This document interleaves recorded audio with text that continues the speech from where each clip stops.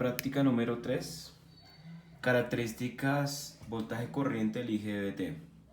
Para ello contamos con una fuente de voltaje 2, una fuente de voltaje 1, un voltímetro para medir el voltaje entre colector y emisor, la corriente de colector, una resistencia que en este caso está ajustada a la mitad del valor real, que es de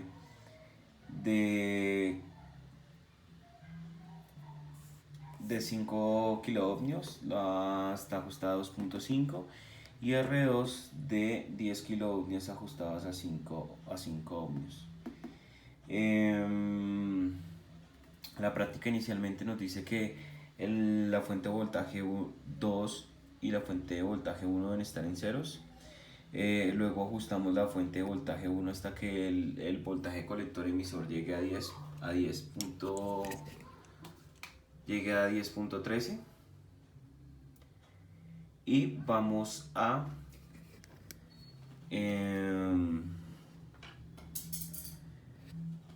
a ir lentamente variando el voltaje de compuerta emisor de 0.5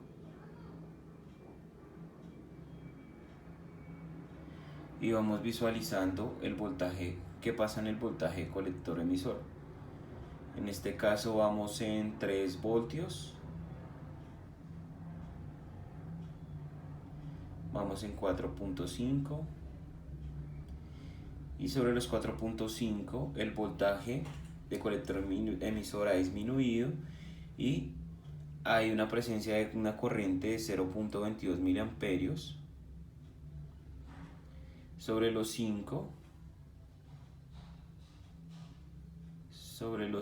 vemos que aumentó la corriente a 3.69 miliamperios y ha caído el voltaje colector emisor de 0.574. Lo que observamos es que sobre los 5, ese sería el voltaje mínimo de compuerta entre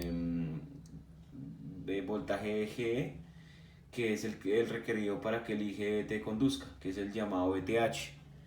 Como podemos observar, estamos sobre los 5 voltios, un poco más de los 5, y el voltaje colector emisor cae y el voltaje de colector aumenta. Entonces en este momento el IGBT está conduciendo. Vamos a llevarlo hasta los 10 voltios máximo y la corriente se estabiliza en 3.70 miliamperios.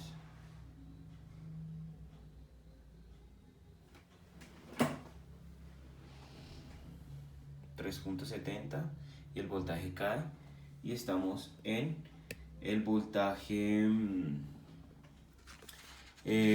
compuerta, el voltaje GE en 10, y el voltaje de la fuente 1 aún se mantiene sobre los 10 voltios. Cuando disminuimos el voltaje GE, se aumenta el voltaje colector emisor nuevamente, que toma el voltaje de la fuente 1, que en este caso son los 10. Muchas gracias.